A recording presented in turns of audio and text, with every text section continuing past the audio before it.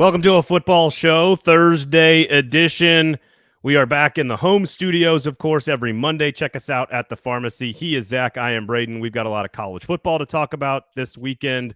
We've got some Titans special teams to talk about.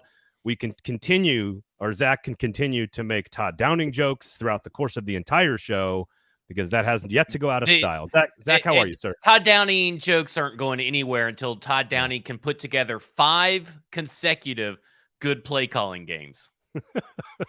Never happened. Never happened in his life. As defined by F Words Pod. Yes. The only standard of operations is the F Words Pod. Obviously, welcome into the program. We've got a lot of fun stuff to talk about. There's going to be an eruption coming, a big orange volcano. I will explain a little bit later on in the show. Lots of fun stuff in the SEC with Mississippi State, Bryan Harsin and Auburn, Texas A&M, Jimbo Fisher. So a lot of good stuff in the SEC. A lot of good storylines. It's not necessarily games. Like there's 2 good games probably out of this whole thing, but a lot of great storylines coming out of the SEC this weekend. Tons of great storylines. Can Bryan Harsin save his job? Is Jimbo Fisher's job in danger? There's pretty obvious answers to both of those questions. We'll tell you about that a little bit later on. Can I say something about Bryan Harsin real quick? I'll save it. Say. I'm going to save it. Bryan Harsin takes for later. Yes. Okay. I've also got I don't know if this is going to be a scalding hot take or a very normal take. I need you to judge my take about cheese because it is National Cheeseburger Day over the weekend, and the pharmacy, our title sponsor, of course, the Burger Parlor and Beer Garden, which we are normally at Mondays. Come check us out Monday. We'll be previewing the Titans and Bills game. Wonderful place to grab lunch, of course, throughout the course of the week. But on Sunday and all weekend long, they have a National Cheeseburger that is the grilled cheeseburger with cheddar, Swiss, Munster, Gifford's hickory smoked bacon, tomatoes, and a house-made garlic aioli. If any of you are hungry, I am not sorry. Go to pharmacy and check it out. I do have a cheese take for you later, though, Zach, that you can tell me if that's, me being ridiculous or if it's actually very popular, my take. I don't know. We'll see. So we'll get into that coming up a little bit later on. We got Titans special teams conversation and some AFC South stuff to watch this weekend as we all get a breather. If you're a Titans fan this weekend, you don't have to watch on Sundays. You get a breather. Those are my favorite days when I could just watch Red Zone all damn day. Yeah. And of course, before we get into any of that, Weiss Liquors, Kingston Group Pharmacy are 3 title sponsors on the show. If you want the booze delivered right to your house while you're sitting on the couch watching Red Zone, just go to Uber Eats, search Weiss Liquors, and they will deliver the booze right to your house in as quickly as 20 minutes. Zach, I know you like a good beverage when you watch Red Zone. I think you're the kind of guy that Weiss Liquors is looking for. I wish I would lived close enough proximity to Weiss Liquors so I could get that done. Have you tried it out? Can we push the boundaries on this? I have tried. It does not pick up. I have tried. Within reason, Uber Eats booze from Weiss Liquors to your house. If you want to stop by the store, of course, you work downtown, you work in the neighborhood, swing on by, say $4.40 at the register, and of course they will give you 10% off right there. Locally owned and operated for almost 100 years in East Nashville. Pharmacy, of course, locally owned and operated since 2011. Great place for lunch and a good burger and a bratwurst and a beer. And of course, the Kingston Group, another locally owned company right here in Nashville, by people from Nashville, working for people in Nashville. If you got a big decision to make about your house, make sure you check out the Kingston Group. That's buildkg.com. Okay, we had the opportunity to actually tell 2 people today about the Kingston Group. We mentioned, and one of our listeners actually mentioned it to Jared Stillman, who is doing some stuff, and he tagged us in it, and he mentioned him. So at least the Kingston Group's on the forefront of our listeners' minds. Yep. And I was able to tell my parents today. I went down and talked to them a little bit today, and they're thinking about remodeling their kitchen, their master bathroom, and another room. Ooh, I said, if you guys haven't picked out anybody yet, Kingston Group right there. That's a big ticket item right there, and that is exactly what the Kingston Group does best. And, of course, shout out to Elliot for giving the Kingston Group some love there on Twitter. Elliot, been a long listener of all the shows. We love you, man, so thanks for hanging out. If you want to jump into the comment section, so this is a kind of a loose show today. No big Vols games, no Bama games that matter. Titans don't play until Monday. We'll have a big preview for you again live from the pharmacy on Monday. If you want to come hang out and get the party started early on Monday, come on down. So if you want to jump in the comment section, we'll have plenty of time to answer any of your questions, of course. And what should people do with the notifications and all the buttons there, Zach? We mentioned it on the podcast version and on the YouTube version on Monday where we're live, saying that you need to go to the 440 Sports YouTube page. You need to go to the 440 Sports Facebook page, the 440 Sports Twitter page. Turn on all those notifications because that's where you're going to get everything. We are going to be on the Broadway Sports Facebook page as well, but you need to make sure that you guys go and turn on notifications for at least all the 440 stuff. And, of course, pay for some really high-quality Titans content. Of course, you got Broadway Sports Media Insider there. I believe is still the word. Is it still eligible, or is it still? As far as I know, it's still eligible. As far as you know. I would just go buy the annual. Skip the 99 cents first month. Just go buy the annual. You're going to want it. We're now putting our podcast in video form on the YouTube channel as well. So, you get to see some good facial expressions, especially by Corey Curtis, who was a recurring guest this week. Corey Curtis on the F-Words pod this week, of course, just like speaking for all of Titans Nation. I think he got a Costanza, Frogger, and another wild reference in there was a minute and a half. There was In the Face, The Hangover in the Face. Right. And then in the previous episode, the first time Corey Curtis was on, he mentioned the eclair in the trash can from Seinfeld as well. So big Seinfeld fan. Yeah, I am too. I just watched the whole thing recently. Yeah, I love Seinfeld. Still holds up. Pretty good stuff there. So make sure you check out all the Broadway Sports Media content, all the 440 Sports content. I think we've done enough bill paying here, Zach, if you want. So it's a light weekend if you're a Giants Titans fan. So we'll get to some AFC South stuff in just a second. But we were discussing what we wanted to talk about on the show from a Titans standpoint because there's not a ton of like specific news. We're going to do a lot of previewing on Monday for the Bills game, which of course they'll probably play a perfect football game in. But you were all fired up about the special teams, and I immediately thought, well, their special teams were very, very good for most of the game until two huge mistakes late in the game against the Giants. Obviously, the missed field goal by Randall, and then, of course, the dropped punt, the muffed punt by Kyle Phillips. Why are you all pissed off for greatness about the special teams right now, Zach? It's because they suck. There's nothing good about the special teams, and it hasn't been good since Craig Aukerman has taken over. It's actually gotten worse. And the biggest thing to me is that it seems like people don't know what they're doing. All of our punt returners have sucked. All of our kickers have pretty much sucked. We went through that puntageddon, I guess you could call it, where there was like every punt was getting blocked and, all this stuff. And right now, Stonehouse is still not, putting the kicks directionally. He needs to start speeding up on that because you're going to run into some people that are going to be able to take those to the house. And then on the other end of it, Kyle Phillips is now fielding punts at the 3-yard line. I mean, this is a constant thing with the special teams. So, okay, I thought, and you had, again, if you actually want to go a little even further into this conversation, I thought you did a great job of explaining sort of like the history of the last 5 years of Titans special teams. We have an episode, I don't know, a couple of months ago. I recommend everybody going back and checking that out. Like, what can a coach actually do? Drafting kickers versus drafting punters. Here's what I would say, just my quick thoughts on this. They had a long return by Kyle Phillips, so it feels like they've maybe found a guy that can return punts, although the muff is a big problem. They made the transition from household name Nashville legend Brett Kern to someone else who feels like is going to be as good. That's a pretty big transition to make. That's like going from, one quarterback to the next in special teams terms. I'm doing air quotes here. And by and large, the field goal kicking was solved with Randy Bullock, mostly when they brought him in last year. So what is it that Craig Aukerman could be doing better? Every coaching, I guess, his job. I mean, like, I don't understand what the question is here. Why are you defending Craig Aukerman? Because the special teams looked good for most of that game. I don't think they did. I think it was very 50-50. And I think that you when you have one good punt return and then penalties and then missed kicks and then people taking the punt at the 3-yard line, people muffing punts, and this is all kind of a trend. If it's a trend over 4 years and your one constant in those 4 years is Craig Aukerman, it's a coaching issue. Who is standing beside John Robinson and Mike Vrabel when they're auditioning kickers and saying, "Oh, well, this guy, this is the guy. We got to get Greg Joseph. We got to bring in Ryan Santoso and all these guys." And here's the thing: Nate Kazor, I don't know how you spell his last name, but 2013 to 2015, he was a special teams coach. Oh, yeah. he had the field goal percentage at 87% on average. Hoffman, who was the guy 2 years before Aukerman, had him at 88%. Aukerman's average right now is 71%. That's not good.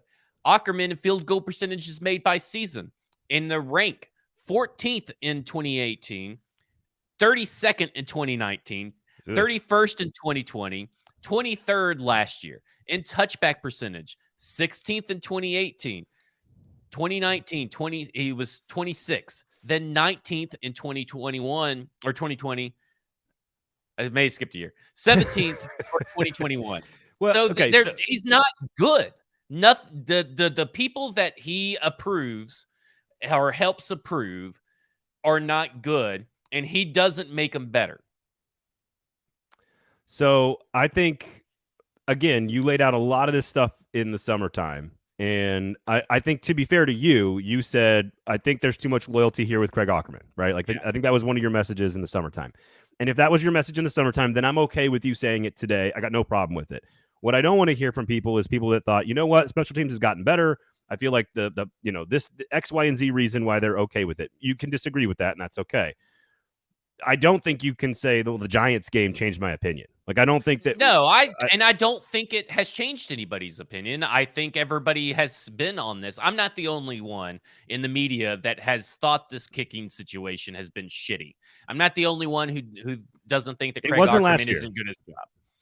I agree with you. It was a terrible problem. They were 23rd in field goal percentages made. So he was, I mean, the touchback percentage was 17th. So why were they good? Like, that's the thing to me, is like, even the guys that they have to have on the roster to be gunners last year were awful. They have not been a good special teams in a long time. And you may, okay. I mean, to me, I'm looking at, you need to be above 86 to 90%. You need to be in that range to be a good team. And he's only done that once, and that was his first year in 2018. And he's been going downhill ever since. Okay. I think, and there's a couple issues you laid out, like teaching how to return kicks, and they even had a little bit of a question about that with Kyle Phillips in game 1 against the Giants. There was like, hey, should he have caught that one or not?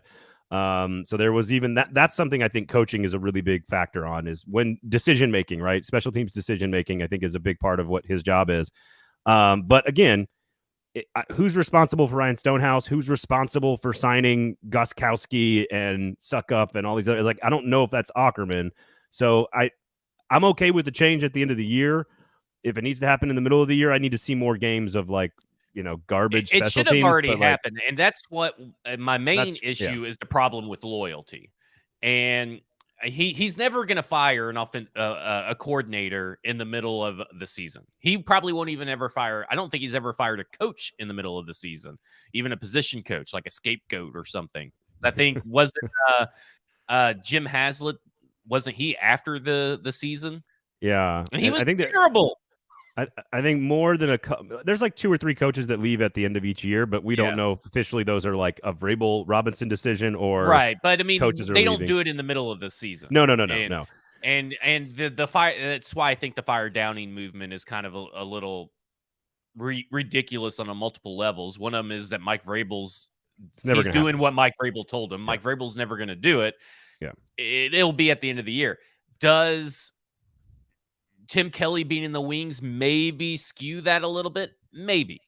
Yes. And I think that this would be the best chance. But Craig Aukerman's going to stay. And I wouldn't be surprised if Craig Aukerman was still around. And what's crazy to me next year, and what's crazy to me is that a team that preaches minimalizing mistakes, everybody doing their job correctly, being in the right position, and he's a defensive-minded head coach, why is he shitting away special teams that has cost us games? This has cost us now what? He's cost us at least 2 or 3 games, Randy Bullock, so far. And to me, it's like... You would put the Giants' loss on the special teams. That's what you're doing. Well, the coach special teams. There's so many more mistakes. We've already rehashed the Giants. And now I know our audio quality on Monday was our fault, and we promised our audience that will never happen again. But I if I was making a list of things about the loss to the Giants that was the problem, I think special teams might be the top 10, but I don't know if it's even in the top 6 or 8. I mean, for wouldn't me. the missed kick be number 2?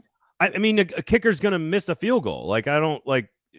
But when you're talking about reasons why you lost, I don't blame a field goal. Don't be in a position to need a field goal to win the game. Like, and I agree with that. But then that goes back to your staff and the philosophy and all this stuff. That's fair. And to me, it's just like I'm tired of bad special teams. Like, why is this okay? I feel like this is more of just you needing a therapy session because you've seen what you've already, like, you've confirmation bias on what you believe, and you're probably right. I'm not even disagreeing with you. Oh, the numbers back me up. Right, like, this is what it is. Yeah. I'm not saying any of this because there's going to be a change, because I know there's not going to be a change, right. But I need to say it because I feel better about. I just don't. I don't understand. Like, okay, so they say they can't put Traylon Burks out there because he doesn't know the full thing or whatever that they need from him. But they're going to let these losers coach. Like, I don't understand why it's okay that coaches get a pass in this league when they're shitty, than a player who needs to learn and needs reps isn't getting them. So as a college 37% is fucking ridiculous. As a college football nerd, it's far more about the coaches in the college game. In high school, it's almost all about the coach. Like, as you go up higher, it is more about the players. And it is more about the players have like, in my opinion, the percentage of success or failure on any given play is more about the players, the higher level of football you get. In my opinion, like, the lower you go, the more the coach has an impact on the outcome of a given play or whatever. I do think personnel on special teams is a big factor, in particular, just your kicker and punter.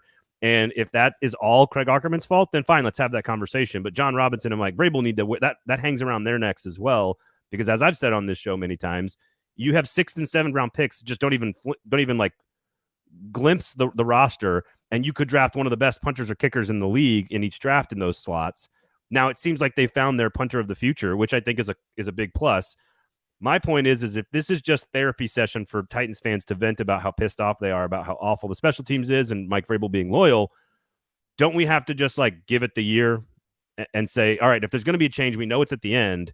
Let's see what he does with Stonehouse. Let's see what he does with Kyle Phillips. Let's see what they do with some of these rookies.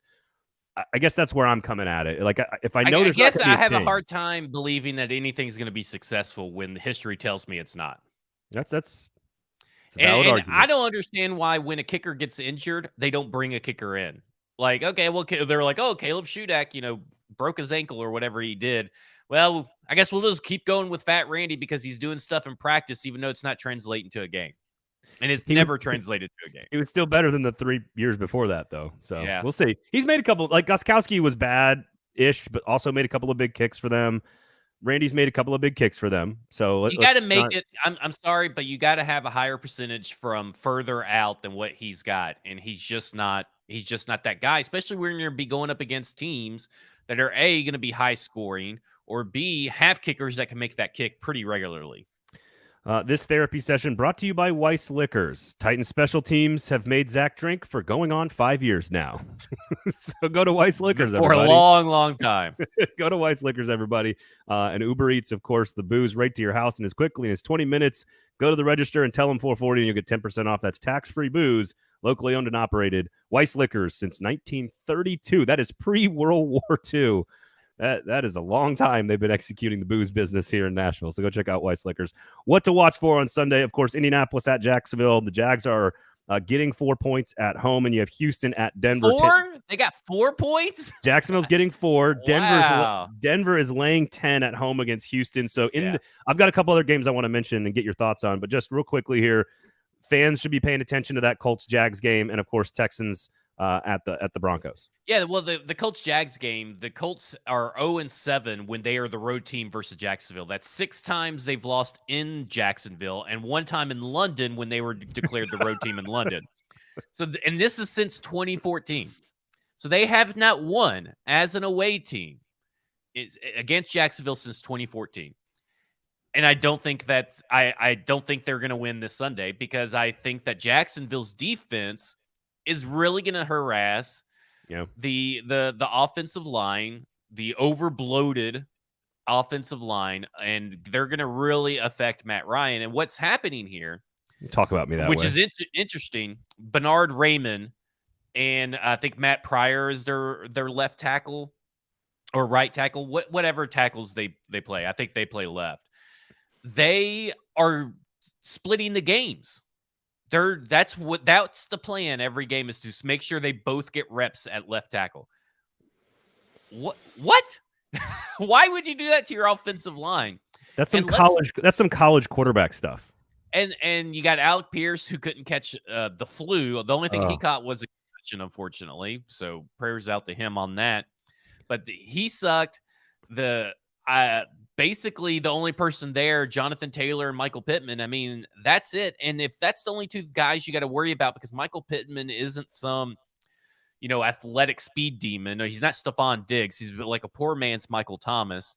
And then it's an easy offense to stop. And Jacksonville has the players to do that. It comes down to who's going to suck less, Trevor Lawrence or Matt Ryan. Well, and James Robinson was back. I think he had almost 20 total touches for the Jags offense last week. So I think that's almost touchdowns. He's ahead of Travis Etienne owners are like freaking out. He's ahead of schedule in terms of his return, obviously, from the Achilles. So that's not good news. I do think that, it's like pure talent on one side with Lawrence versus like the brain. If you could take the brain of Matt Ryan and put it into the body of Trevor Lawrence, like that would create a nice NFL quarterback potentially. Yeah. But again, keep an eye on this because again, we Titans fans, it's never too early to scoreboard watch and say we need losses, or in this case, maybe a second tie. I mean, you are wanting Indianapolis to lose. That's what you need, because then here's what you got when that happens. Because we've seen in action, this locker room is not mentally tough. And if after tying with the Houston Texans and then losing to the Jacksonville Jaguars again at home, you're going to start to see the cracks form. Oh, well, Matt Ryan's not who we thought he was. And man, I really thought all these wide receivers are going to be something good. Okay. All right. I like the prognostication there. Yeah. I'm on board with that. Houston is a 10-point dog. Holy smokes against they probably Denver. Should be. So that's not even like, I'm not even like, basically you just need to count that as a loss and move along. But I'm interested. I want to get, because there's a bunch of great games, I think, for Titans fans to keep an eye on from an AFC wildcard standpoint. But before we do that, the Chiefs and the Chargers on Thursday night, I'm curious what you think about here's what I want to know, because you're the Twitter sewer expert. I also like to bathe in media sewers, like you like to bathe in the Titans sewers. I'm curious what the reaction on Twitter is on Thursday night when no one can find the game. What do you mean? Why can't nobody find the game? When it's on Amazon Prime. They've had games on Amazon Prime. I don't get what you're talking about. But it's not on anywhere else, right? It's not going to be on anywhere else. Well, listen, if you don't have, let me say something. If you don't have Amazon Prime in the year of our Lord 2022, get a fucking life. Like, what is wrong with you? How did you survive the pandemic without low-paid workers delivering you box after box after box? If you cannot go to a place that has Amazon Prime, or if you do not have a way to watch Amazon Prime, first off, you're doing yourself a disservice. There's Bosch, The Boys. There's all kinds of good shows. Bosch is pretty good. Goliath's pretty good. Goliath's good. But hang on. Here's the key though. I just want to know, because Amazon Prime. There's going to be some like old folk, or I don't even know if those are the people on Twitter, but there's going to be people saying like Al Michaels and Kirk Herbstreit on Thursday Night Football on Prime. What are we talking about here? Why can't I get this game? There's going to be some sort of stupid reaction on Twitter. That's all. I just want to know what you think is going to happen. That's fine, I guess. Like, those people just don't deserve to watch football. That's fair. If you cannot find the game, you do not deserve to watch football. That's fair. That's fair. I either way, that for you. Call your grandkids to come set it up for you, Grandpa. Either way, going to be a spectacular game with Herbert and Mahomes going head to head. You want to hear parlay, 3-leg parlay I got? Oh God! All right, parlay. Parlay in the NFL sounds like the dumbest gambling decision. It's a 3-leg. I hit them all the time. 3 legs. Justin Herbert over 279.5. Okay. Mike Williams anytime touchdown. Josh Palmer anytime touchdown. No Keenan Allen. So I want you to tweet out all of the parlays you lose. Everyone tweets out. Everyone loves to post all the parlays they hit. I want to know, because parlays are statistically designed by the house to take your money. So I want to know I want to see all the losses by everybody out there. All you Twitter fingers out there. I want to see the losses. Okay. All right. Quickly, AFC wildcard implications. New England at Pittsburgh. The Stellas This is going to be an ugly game. Steelers get 2 points at home, and is there a quarterback in the building? I don't know if there's a quarterback on either team. I don't know if there is good players on any team. Like, where was George Pickens on Sunday? Where was Najee Harris? Where was these guys? Harris got hurt, right? Yeah, but he's going to be back. But, Mac Jones is sick today. He's got a little tummy ache, the little fella. So, I think this is going to be an ugly game. I wouldn't be surprised if this is like a 9-6 game. I'm interested. I'm really interested in Miami at Baltimore. Baltimore 3.5 point favorite at home. Baltimore's going to throttle them. That's what I think too, because I think Baltimore's going to win the division and be like hosting an AFC Championship game. Like that's how good I think Baltimore's going to be. Potentially, they're very slow starting against the Jets, and I was like, oh man, like if they can't win this game, it's going to be hell in Baltimore if they can't win that game. And then they throttled him, and then Devin Duvernay's catching 2 touchdowns. They didn't even get him. They don't even have J.K. Dobbins back yet. He may play this week, but probably next week. So they don't even have a rushing attack, and they still put up points. And Lamar Jackson looked like a better version of Lamar Jackson, and I don't see any reason why they don't throttle this Miami Dolphins team, who still does not look good on offense. And maybe it's going to take a bit, but they still don't look good. Yeah, and that's, listen, say what you want about the Jets, but that is a road win in the AFC, and road wins in the AFC matter for every team when it comes to playoff seeding. And just talk to the Titans about playing on the road against the New York Jets. That's all I got to say. That spicy take brought to you by the Pharmacy. Make sure you check out their Dijon horseradish mustard all over all those burgers and tots, the bratwurst, all that great stuff, all the house-made garlic aioli. I got a cheese take for you coming up as well, so make sure you go to the Pharmacy Burger Parlor and Beer Garden over there on McFerrin Avenue in East Nashville, locally owned since 2011. Make sure you check them out. Perfect place for lunch. Take the family. They got a good kids menu. They got the whole deal, the whole backyard. We'll be there on Monday again, 1 o'clock to preview the Titans game, so go check that out. Cincinnati at Dallas and Arizona at Vegas. Just a couple other ones to keep an eye on from an AFC Vegas standpoint. is going to whoop Arizona. Yeah, whoop them. And Dallas is a 7.5 point dog at home because of the injury to Dak Prescott. Yeah, who didn't look good anyway. So I don't know what's going down in Dallas and how that's going to work for the rest of the year, because it's bad. It's bad in Dallas when you're looking at this team right now, even though their defense is still pretty good. If you want to talk about loyalty, the Mike McCarthy thing, like, makes no sense. It makes no sense. So Cincinnati will get right this weekend. They'll get a W. Vegas will get a W. Miami falls back down. I think Baltimore kicks up to 2-0. About Cincinnati. Do you think that the Cincinnati offensive line, I know we discussed this on Monday, but since then, do you think that Cincinnati offensive line was the truth? Is that really what they're going to look like all year again after all the money that they spent? I would assume that it comes around. I think the issue, and this is a little nerdy here, I think the issue, and this is going to sound crazy because it's not his talent or his skill, it's Joe Burrow to some degree, just thinking that he can extend every single play all the time and that he's always looking for the big shot. Like he needs to sort of do, like, they're going to run it on second and short and they're going to take a deep shot on first down, and like they're a little too predictable. And so I think Burrow needs to work on changing things up a little bit, and I think that can help the offensive line. You can't invest that much resource into a position group and not get something out of it. Like I expect them to get better as the year goes along. I think this will be like almost like what it was versus Tampa Bay, like a 19-10 kind of game, just because the Dallas defense is really good, and they got playmakers at every level. And we saw what TJ Watt and company was able to do against the Bengals offensive line. There's no reason that the guys over in Dallas can't do the same thing. Yep, I tend to agree with that. All right, that's our NFL stuff. We're going to do a lot of college football from here on out. Can I throw some? Do we have time to do cheese now, or should I do cheese at the end? We can do cheese now. You want to do cheese now? Because I want to do cheese now because I want to talk about the Pharmacy, and we just did our little commercial there. So grilled cheeseburger coming up on National Cheeseburger Day on Sunday, and over the weekend, Friday, Saturday, Sunday, you can get the grilled cheeseburger with cheddar, Swiss, Munster, Giffords, hickory smoked bacon, tomato, and house-made garlic aioli. The photos out there on the Pharmacy Twitter account are spectacular. So go get you one of these burgers over the weekend. You got time. There's no Titans game. The Vols are a 47-point favorite. go get this burger. 2 cheese takes. I think I could argue Munster's the greatest cheese of all time. Ooh. But that's not that's more of like a personal taste thing. Yeah. I think, listen, I'm a red-blooded American capitalist, but I think American cheese is by far the worst flavored cheese, like full stop. Like I think it's the worst. I tend to agree. I think it's kind of worthless, I guess you could say. Like, why not just get cheddar? Why not? It serves no purpose. It doesn't. It does. The only purpose it really shares or serves is that it's probably the most consistent cheese that melts.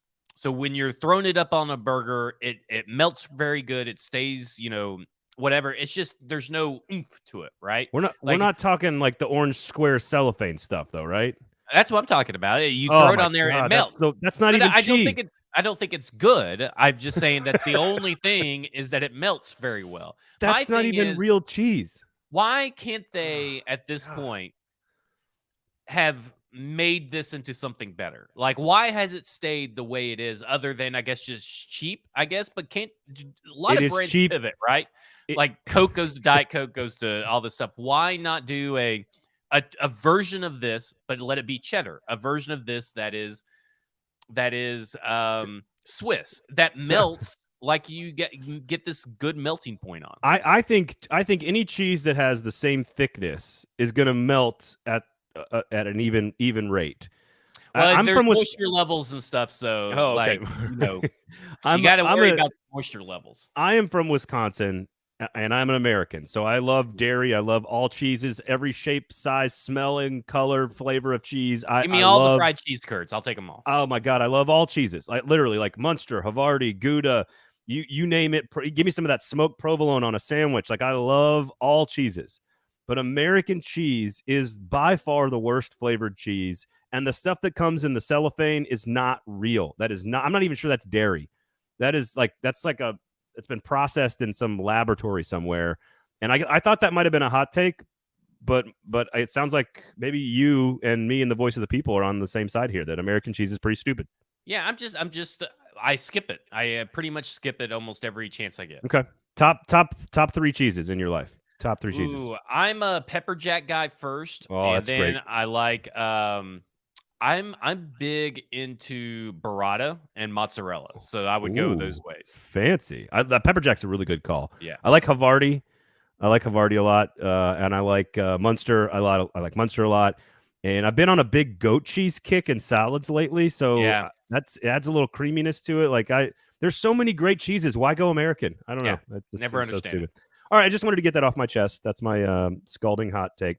Here's a prediction for the next week and a half.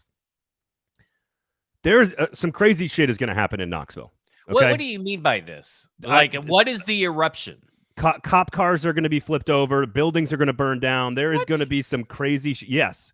I feel I'm talking to sources here, okay? Talking to friends and family, those that live in Knoxville, some media folk in Knoxville, some sports fans here in Nashville. Like, this is all building to some sort of eruption when they play Florida next Saturday. There's going to be some crazy shit. And I don't know what that means. We burnt couches when I lived in Knoxville, and we lived in the Fort, and we beat Florida in 2001, and Travis Stevens went down there and ran all over them. And after the 9/11 pushed the game back to the end of the year, I'm not talking about that. This is going to be, I'm just feeling something bubbling under the surface. Tennessee fans are 2-0. They get an overtime win. They're feeling good. They're going to destroy Akron this weekend. Florida's going to come in 2-1. Tennessee's going to be favored. It's going to be a hard sellout. I just think there's going to be some crazy shit over the next 7 or 8 days in Knoxville, and I can't wait to see it happen. I thought the Eruption Brewing was going to be like, Hendon Hooker hasn't looked that great. He's looked okay. And then, oh my gosh, the wide receiver that dropped the ball. Cedric Tillman. Tillman hasn't looked that great, but they looked good enough to win. And I thought the Eruption was going to be on offense. Like, they were going to come together and they were going to go back to normal, scoring 50 points. It could be like that. It's going to happen this weekend against Akron. Yeah. What I mean to say is that no matter what happens against Florida, if they score 40 points and win, if they get beat at home, no matter what happens, some crazy shit is going down next weekend. And I don't know if it's going to happen here in Nashville. I don't know if it's going to happen in Cookeville. I feel like it's probably in Knoxville. I get a feeling that there is a bubbling sense of like pride and passion and energy about this Vols team that we haven't like they're about to lose their cool for the first time in like 18 months since since the Ole Miss game. Do you think right now that what's the opening line going to be? They both win this week. Florida beats South Florida. Tennessee beats. I'm stalling here. Tennessee 7.5. Wow. I think I'd take the +7. I kind of still believe in Florida. I kind of just I think that they're gonna beat UT this year, and I think that's what's gonna cause the eruption. Yeah, that's exactly what I'm saying. Like, we are in one of these. You know how like when you're watching the war movie or you're reading a war book and there's like the two sides. And you can just feel like there's something bubbling under the surface, and something's happened. Like tensions are rising, right? Like the temperature's being ratcheted up, and both teams are going to win this weekend easily, and it's going to build up all this hype. And starting like Monday and Tuesday, we're going to start seeing stupid shit on the internet, and it's just going to grow and grow and grow. And no matter what happens in that game, we are going to be talking about the things around the game and not just the football. That's all I'm saying. That's all I'm saying. I like it. I'm with you. I think 7.5 is about right, and I think I would take Florida in the 7.5. Yeah. I think that this is an interesting game because here comes another opponent that has a good chance of beating Brian Kelly. And I think that Mississippi State versus LSU, I think we're going to learn more about after this game, really more about LSU. And here's my thinking on this, Braden. Right. I'll ask you. I think that I've been on this train that I don't think Brian Kelly is as good as what everybody says. And I think in the SEC that's going to show. And I think that Mississippi State has been getting better and better and better game by game by game so far, while LSU's just kind of treading water. I think that if Mississippi State wins this game, I wouldn't be surprised. So I think we find out more about LSU. So Mississippi State's a 2.5, 3-point favorite, which is unusual, but they have split with LSU in Baton Rouge. They've won 2 of the last 4 in Baton Rouge, which is very unusual because LSU had won like 14 straight from like 2000 to like 2013. I agree with you that we're going to learn a lot about LSU in 2 areas. The offensive line was a major problem against Florida State, and if the offensive line's a problem against the Mississippi State 3-3-5 with 3 veteran grown-ass adult men along the defensive line, a couple of which could play in the NFL, I don't know. Titans fans should know, like, Mississippi State's turning out defensive linemen. There's a couple of them here in town that are pretty good. That they're not going to be able to do anything, and it's just going to be Jaden Daniels running around. So I need to see offensive line improvement from LSU. On the other side, you lose Mason Smith, your best pass rusher, your best defensive lineman for the season for LSU. They're probably going to have B.J. Ojulari back. Do they pressure Will Rogers, who's probably going to throw it 50 times, who's been spectacular so far this season? And, like, this is a more complete Mississippi State team than anybody realizes. Right. And if they go down there and win, they are in the same conversation with Arkansas, Tennessee, and Kentucky for like the second tier in the SEC behind Alabama and Georgia. So I think we're going to learn about both sides. Like, if LSU pulls an upset, we're going to learn a whole lot about LSU. And then we've seen the Mississippi State thing happen where they lose games they're not supposed to. I think they should win this game. Do you think that if LSU loses this game, do you think all the reporters will show up late to the press conference? I do love it when a coach, like, as someone who goes to those, I went to like the Vanderbilt ones like every Monday for like 15 years, and like there is a certain level of decorum. Like, it's not appropriate to show up late, but like it's also not that big a deal either. So like Kelly was clearly like kind of in his own feelings a little bit after the Sunday night loss. So there's just no chance a coach can ever win by making that comment. Yeah. Like, even if he's right, like, hey, show up on time, okay? Like, it's not that big a deal. You're never going to win. Right. So all he does is make himself look worse when you do that. I think it's this game, this and the Jimbo Fisher Texas A&M game versus Miami are the 2 games I'm locked in on for this weekend. No Purdue or no Penn State Auburn. I think it's going to be. We can go ahead and get into it. I think that's going to be a good game, but like, Do I care? Because here's the thing. Here's my Bryan Harsin take. All right. I don't think any grown man can be a good football coach when he spells his name like Brian does. You can't. You just change it. Why not change it? You have a Y in your last name. What about Braden with a Y? I wouldn't do the show with you. I would be like, no, I'm not. I can't take this guy seriously. I wouldn't leave the house. Yeah, you cannot take this guy seriously as a coach when you have the Y in there. Man. That's the kind of analysis you get here on a football show. That's what you get. Look, my Y is at the end of the name, and it's Zachary. It's not like I don't spell Zach with ZYCH. Like, this is ridiculous. Ridiculous. Anyway, I don't think he can save his job. Isn't he on borrowed time anyway? Yes. Yeah. I don't know how I'm supposed to top that level of analysis. But here's what's cool about this game. And this is why I think it's fun, because James Franklin and Brian, this is a lot of LSU Florida State vibes. Right. This is going to be total chaos. Neither quarterback is all that great. Neither offensive line is all that great. Both defenses are great. The atmosphere is going to be great. Two major big-time brands in college football. And I'm with you. It has zero impact on either coach's job. James Franklin's contract is locked in, even if half the fan base doesn't like him. And Bryan Harsin's gone. Like, this is like you know what? Bryan Harsin might already be an interim coach. Like, he's already an interim coach for Auburn right now. He's basically George Costanza working at the Yankees.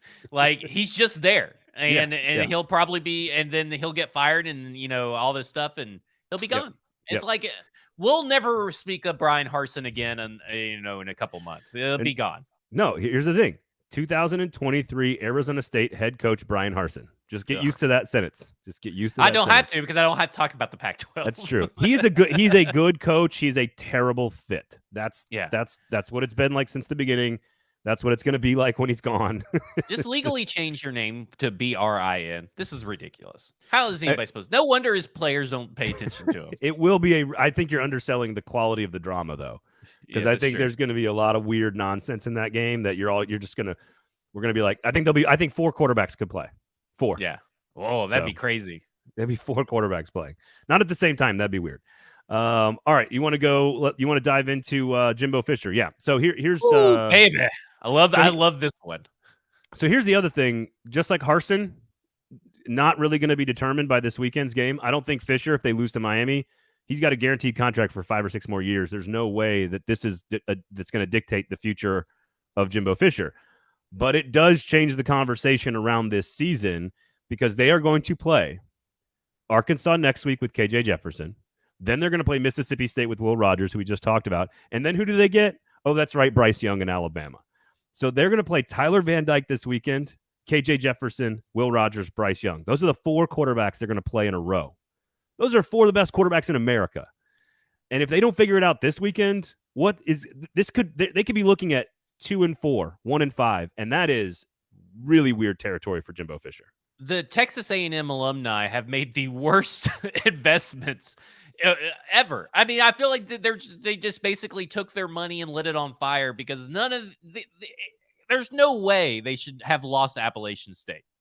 That is utter nonsense, and they kept it a close game for whatever. I don't understand it.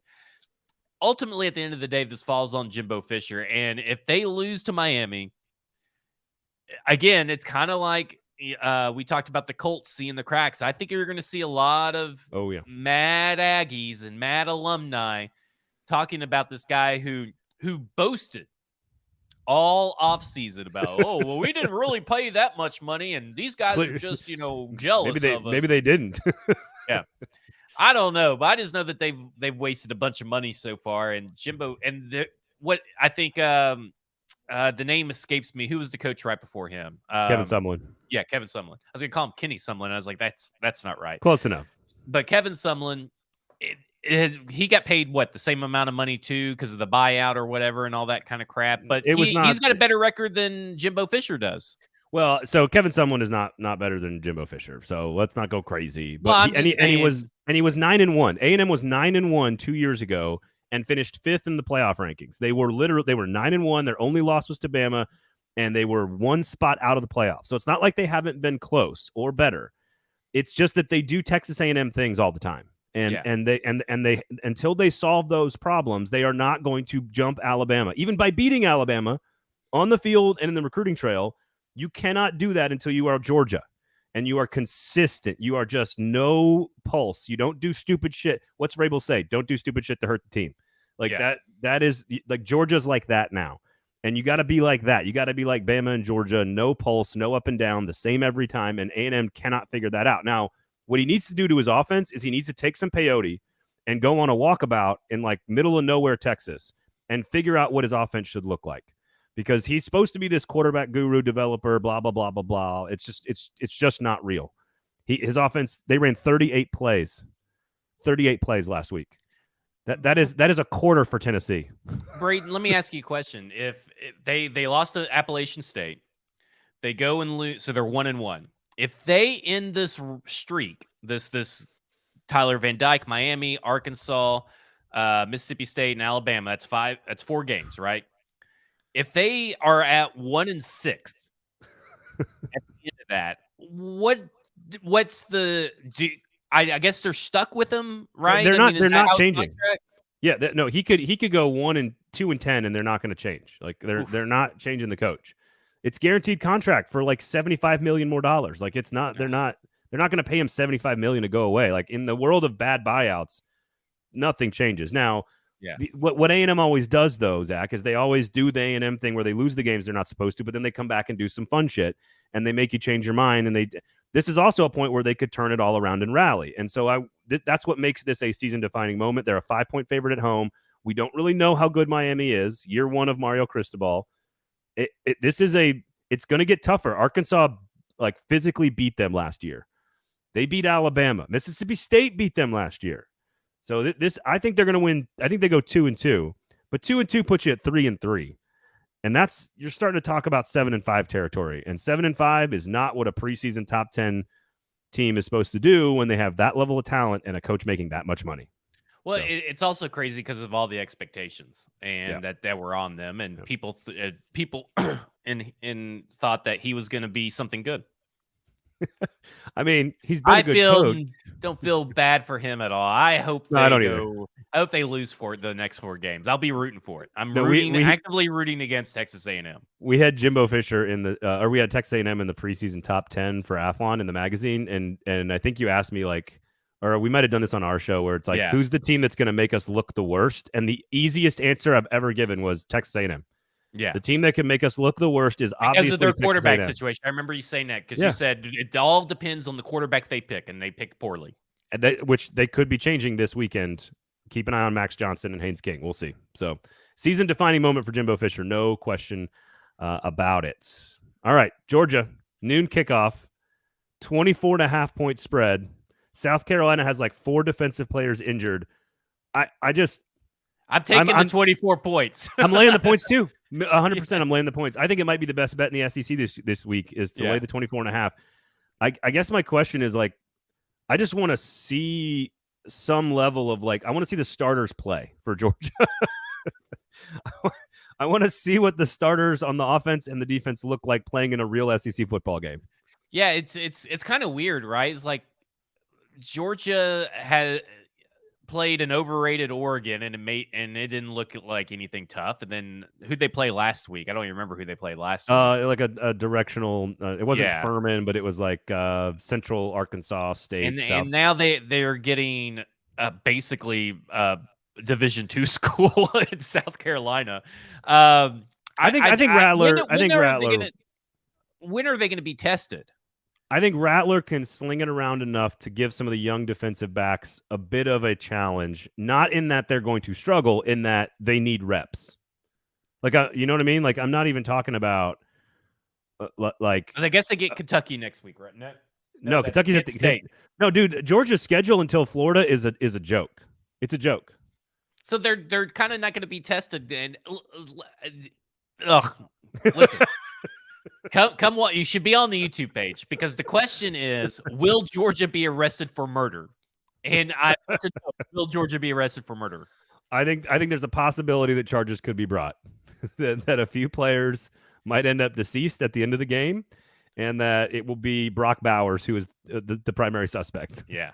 Like, it's not going to be pretty, about man. the South Carolina team that no, can get you excited if you're a South Carolina fan. And, I don't feel bad for them either. No, Rattler's good enough with his talent to make throws, and they've got some good tight ends at South Carolina. So I think what is only interesting about this game is, again, I want to see all the new defensive pieces play for longer than like a half. I want to actually see them out there starting against a starting caliber Division I Power 5 quarterback, talent-wise at least, with some good tight ends, and like let's see what it actually looks like. Because on the other side, South Carolina's defense, they will not stop Georgia one time. Yeah. They're not going to stop them one time. So it's more about Georgia's defense than anything else. Rest in peace, Cock Commanders. Rest in peace. the old Cock Commanders. So talk to me about this Ole Miss quarterback decision, because you put this in our little planning session. So I just I don't know what you think about this, because Michigan and Jim Harbaugh is catching a whole lot of heat for announcing that they were going to start Cade McNamara in game 1 and then start J.J. McCarthy in game 2. Which is real good scheduling, by the way, for Michigan. If you can do that. Ole Miss did the same thing, and we haven't really talked about it. Ole Miss said, we're going to go with Jackson Dart in game 1. We're going to go with Luke Altmaier in game 2. And now you're playing a Power 5 opponent on the road. Not a good one. It's Georgia Tech. They're not good. Ole Miss is a 16-point favorite. They should win. But what I want to see from Ole Miss coming out of this game is some sort of decision, some sort of clarity on the quarterback situation. Because Altmaier was okay. The offense was a little bit better with him. Jackson Dart was okay. They didn't play anybody in weeks 1 or week 2. Well, that's what I'm looking at, and they're not going to play. They go Troy, Central Arkansas, Georgia Tech, which is this week, and then Tulsa. Then they get Kentucky. So they kind of got like a little cupcake schedule too. What's the point spread on this? 16.5? 16.5. I think Ole Miss, I like Ole Miss to cover. Okay. But what I want to see is against a Power 5 defense and a Power 5 team, even if it's not good, pick a quarterback. Lane Kiffin needs to settle on somebody that they can then warm up, because if you look at the last 5 or 6 games of their schedule, very, very difficult. Yeah. You got to have, when you're starting to get into the weeds here, when you're going to be facing Kentucky and Vanderbilt, who's no slouch on defense, to be honest with you. Then you got Auburn, then you're going to have LSU and Texas A&M. You can't play these quarterback games at that point. So I'm with you. They have to, sooner rather than later. I think by the Tulsa game or after this game, they should know who their quarterback is. That's what I'm watching this weekend with Ole Miss. So, and again, it's not a huge weekend for the SEC. 3 really, really good games, and then a lot of games they're sort of like interesting around the edges from a storyline standpoint. But otherwise, like Tennessee's going to roll, Alabama's going to roll, Kentucky and Florida play nobodies. Arkansas plays a nobody. So there's a lot of bye weeks in the SEC this weekend. Missouri was automatically going to get a W against Abilene Christian. So it should be a fairly tame Saturday, other than the 3 big ones. Those 3 big ones are real interesting. So I think that's all we got for SEC football. That's it. So I think that does it for the show. That does it for the show. Make sure you go to White's Liquors. Right there on Gallatin, right there in East Nashville. Uber Eats, White's Liquors, the booze right to your house in as quickly as 20 minutes. Make sure you go to the Kingston Group. BuildKG.com is the website. Nashville's locally owned custom home and remodeling firm. And, of course, we'll be back on Monday, Zach, to preview the Titans-Bills game live at the Pharmacy Burger Parlor and Beer Garden. Come hang with us. We'll be there at 1 p.m. The game starts at 6, right? It's the first of a double. It's the first of a doubleheader on Monday night. I think we can start drinking at 1 o'clock. Yeah. Come on out. Stop me before. Come on out, drink some beer. They've got locally sourced bearded Iris Pharmacy pills that they're very proud of. It's delicious. You should come drink one. Have some brats and tots with us. Hang out, talk a little Titans football, and get ready for a Monday night at the Pharmacy in East Nashville. There you have it. Go to Broadway Sports Media. Go to 440 Sports. Follow all the accounts. Share all the products. Share all the podcasts. And, of course, turn on all the notifications. For Zach, I'm Braden. Have a great weekend, everybody. This has been a football show.